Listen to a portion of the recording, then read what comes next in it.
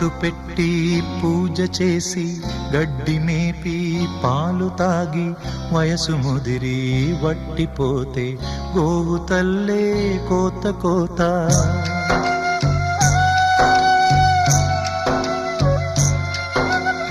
బొట్టు పెట్టి పూజ చేసి గడ్డి మేపి పాలు తాగి వయసు ముదిరి వట్టిపోతే గోవు తల్లే కోత కోత.